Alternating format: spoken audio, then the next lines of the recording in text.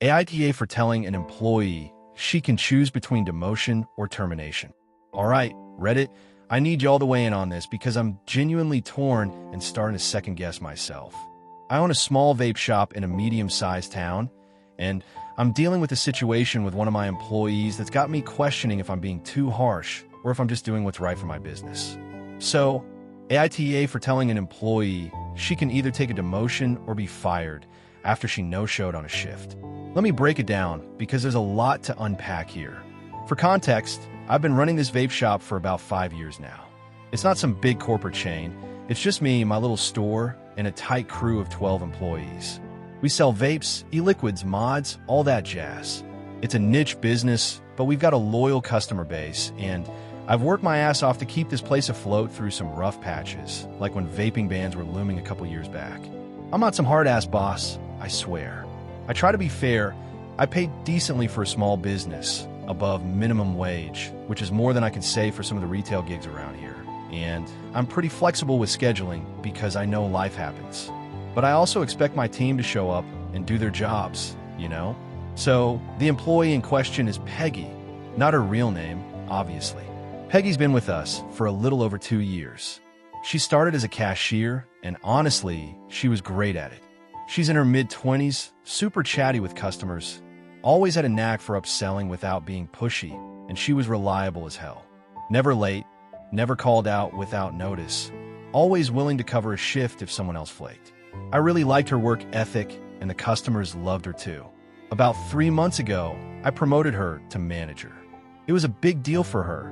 She was stoked, and I was happy to give her the chance. The promotion came with a raise from $15 per hour to $20 per hour, which is pretty solid for our area, and it meant she'd be responsible for opening and closing the store, handling cash deposits, and supervising the other employees on her shifts. I thought she could handle it. She'd earned it, and I trusted her. Fast forward to yesterday, and this is where shit hits the fan. It's a Saturday, one of our busiest days because people are out shopping, and Peggy was scheduled to open at 9 a.m. I'm not usually at the store that early because I've got 2 managers now, Peggy and another guy, Tom, who handle opening shifts so I can focus on the back-end stuff, ordering inventory, dealing with suppliers, all that fun owner crap.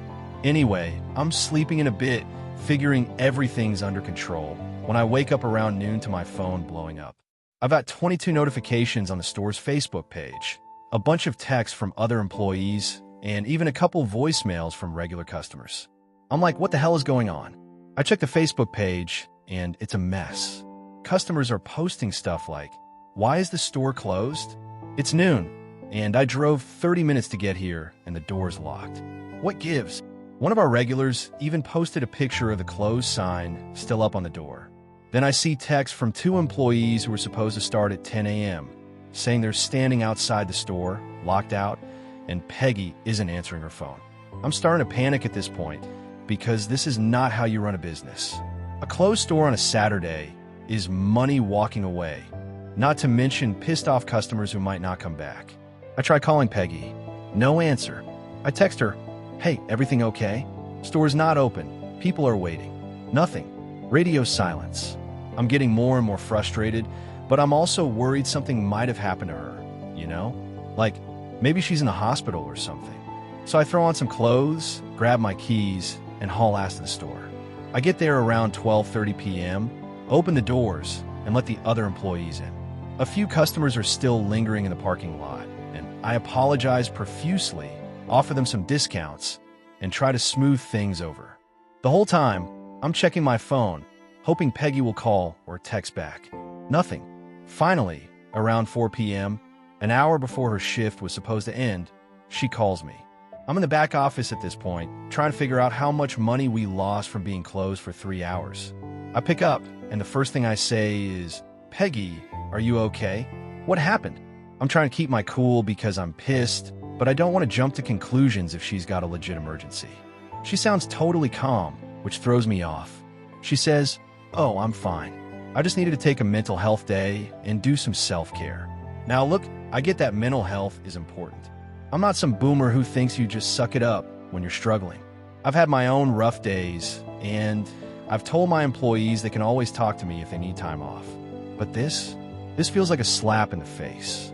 3 hours of lost business, employees locked out, customers pissed, and she's chilling at home doing self-care without so much as a heads up? I take a deep breath and ask, okay, I get needing a day off, but why didn't you call me? Or text? Anything? I could have opened the store myself if I'd known. And here's where I start to lose it. She says, and I quote, I didn't have enough spoons in my drawer for that. I'm sitting there blinking like, what the actual hell does that mean? I've heard this spoons thing before, vaguely, like it's some metaphor for mental energy or something, but I'm not a therapist and I'm not running a support group. I'm running a business. To me, it sounds like she's saying she was too overwhelmed to do the bare minimum of picking up her phone and giving me a heads up. That's not manager behavior. That's not even employee behavior. I'm trying to stay calm, but I'm seeing red at this point. I tell her, Peggy, this isn't okay. You're a manager now. You're responsible for opening the store, and you left us hanging with no warning. This can't happen again. She starts getting defensive, saying she didn't think it was a big deal and that she needed the day. I ask her again why she couldn't just text me, and she doubles down with the spoons thing, saying she was in a really bad place and didn't have the energy to deal with work stuff. I'm sympathetic to a point, but I'm also thinking, you had the energy to call me at 4 p.m., but not at 8 a.m. when you knew you weren't coming in? So, here's where I might have gone too far. I tell her, look, I can't have a manager I can't trust to show up or at least communicate. You've got two options. You can go back to your old cashier position at your old pay, or I'm gonna have to let you go. I figured this was fair. I'm not firing her outright. I'm giving her a chance to stay on the team, just not in a role where her no-show could tank the whole day. The cashier job doesn't involve opening or closing, so it's less responsibility. Plus, she was great at it before, so it's not like I'm setting her up to fail. Well, that did not go over well. She starts crying, saying I'm being unfair, that I'm punishing her for her mental health issues. Then she throws in that I'm discriminating against her because she's a woman and because she has mental health struggles. I'm floored. I've never had an issue with her gender. Hell, half my staff is women, and I've promoted women to manager before. And as for mental health, I've never given her grief about needing time off before. All I'm asking is for a damn phone call, so I don't lose 3 hours of business. She says she's going to think about her options and hangs up. Since then, she's been texting me these long, rambling messages about how I'm an ableist and a sexist, and how I don't understand what it's like to struggle with mental health. She even posted some vague stuff on her personal Instagram about toxic bosses and workplace discrimination, which a couple of our employees saw and told me about. I'm not gonna lie, that stung. I've always tried to be a good boss. I let people swap shifts, I cover for them when they're in a bind, and I even bought pizza for the whole team when we hit our sales goal last month. But now I'm a bad guy. Here's where I'm starting to feel like I might be the AH. I know mental health is a real thing, and maybe Peggy was genuinely in a bad spot yesterday. I don't want to be the kind of boss who punishes people for stuff they can't control. If she called me at 8 a.m. and said, hey, I'm struggling, I need the day, I would have been annoyed, but I'd have handled it. I've done it before for other employees. But the no-call, no-show thing, that's a deal breaker for me. A manager has to be reliable, especially for something as basic as opening the store.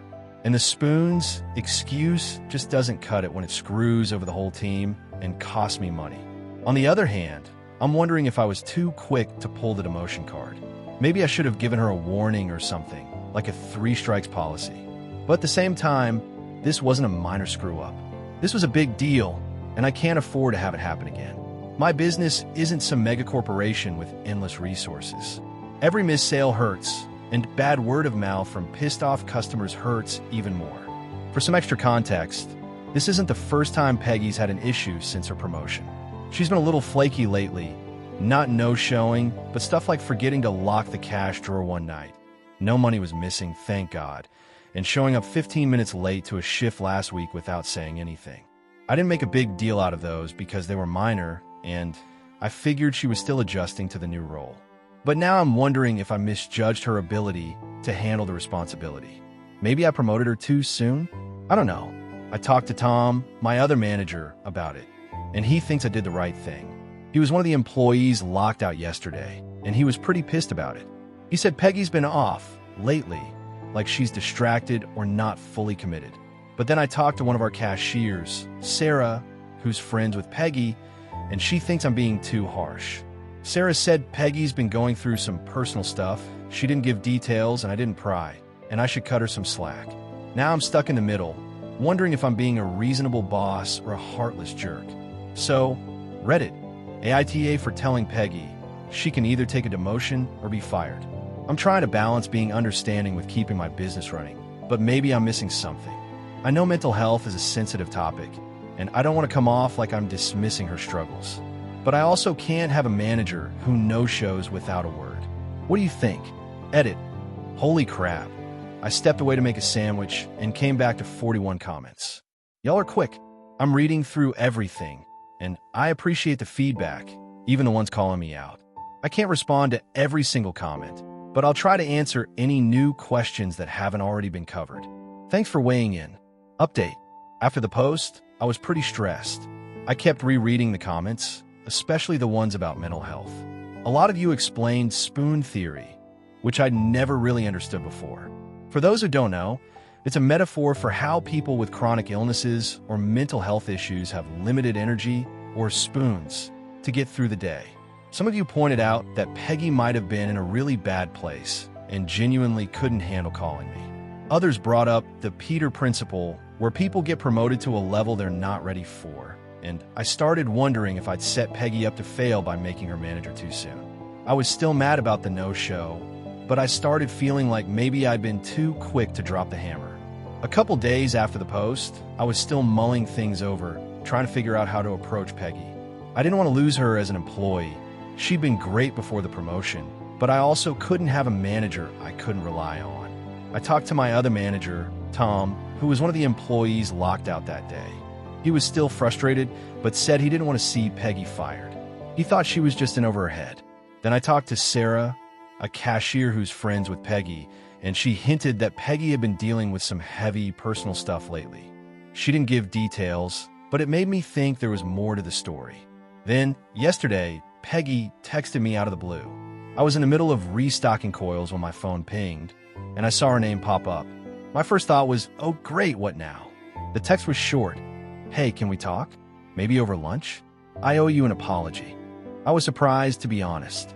After our last conversation, I figured she'd either quit or double down on the accusations. I texted back, sure, let's do it. You pick the place. She suggested a diner we've all gone to as a team before, so I figured it'd be a neutral spot. We met up at noon, and I'll admit, I was nervous. I didn't know if she was going to come in hot, ready to argue, or what. But as soon as we sat down, she started with an apology. She looked me in the eye and said, I'm really sorry about Saturday. I messed up big time. I should have called you, and I didn't, and that wasn't fair to you or the team. She also apologized for accusing me of being sexist and ableist. She said she was in a bad headspace and lashed out because she felt backed into a corner. I could tell she was being sincere. She wasn't making excuses, just owning it. I told her I appreciated the apology and that I was sorry too. I admitted I probably gave her too much responsibility too fast. Promoting her to manager seemed like a no-brainer at the time, but looking back, I didn't give her enough training or check in to see how she was handling the new role. I also said I was sorry for reacting out of anger. I was pissed about the lost business and the hit to our reputation, but I could have handled the conversation better instead of jumping straight to demotion or termination. It felt like we were both trying to clear the air, and it was a relief to talk without all the tension from before. Over lunch, I got a burger, she got a salad, if anyone cares about the details. Peggy opened up a bit about what happened. Without getting too personal, she asked me not to share the specifics. It was the anniversary of something really traumatic for her.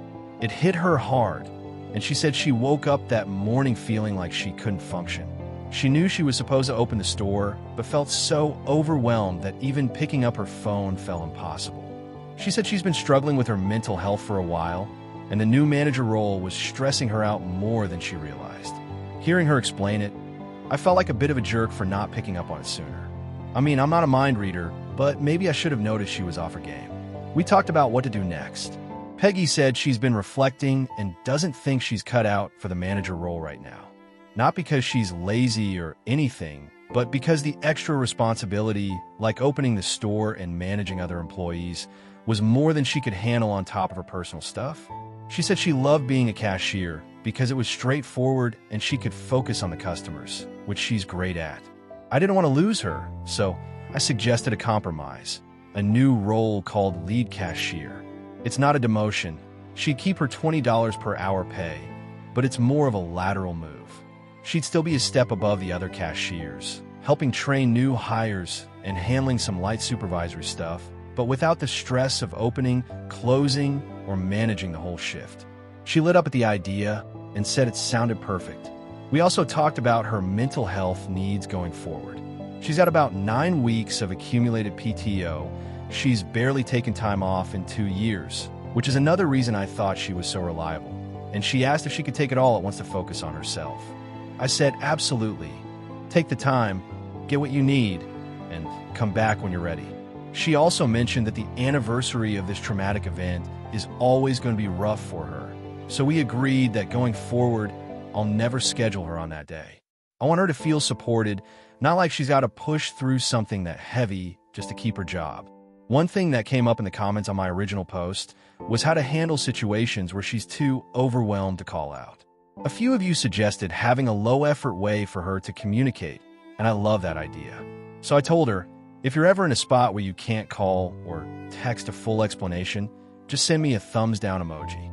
I'll take that as your notice that you're out for your next shift, no questions asked. She laughed and said that was actually perfect because even on her worst days, she could probably manage an emoji. We both felt good about that. It's a small thing, but it takes the pressure off her while making sure I'm not left in the dark. By the end of lunch, it felt like we'd hit the reset button. Peggy seemed relieved, and I was too.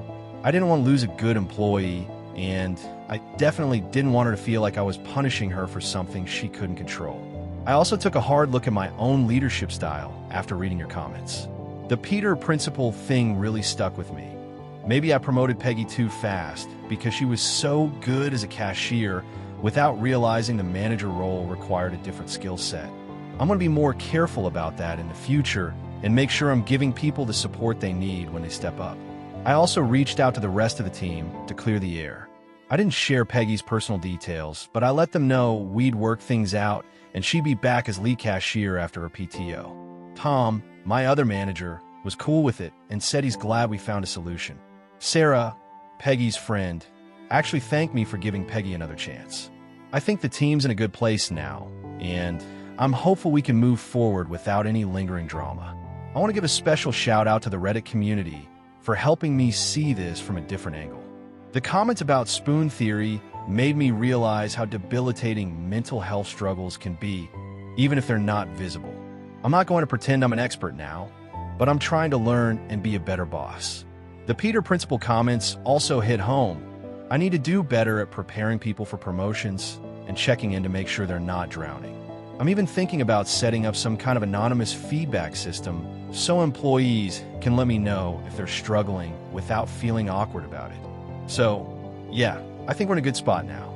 Peggy's taking her PTO to focus on herself. She'll come back in a role that plays to her strengths, and we've got a plan to make sure this doesn't happen again. I'm still kicking myself a bit for how I handled the initial conversation. I probably could have been more patient, but I'm glad we talked it out. Hopefully, this is one of those situations where everyone comes out better for it. Thanks again for all the feedback, even the harsh stuff. It helped me see where I went wrong and how to fix it. I'm not perfect, but I'm trying to do right by my team and my business. Let me know what you think of the update. Am I still TA? Or did we manage to turn this around? Edit. Just saw I got a bunch of new comments already. Y'all are fast. I'll do my best to read through and respond to any questions that haven't been covered. Also, sorry if I spelled ableist wrong in my first post. My phone keeps underlining it, and I'm too lazy to look it up. Thanks for sticking with me.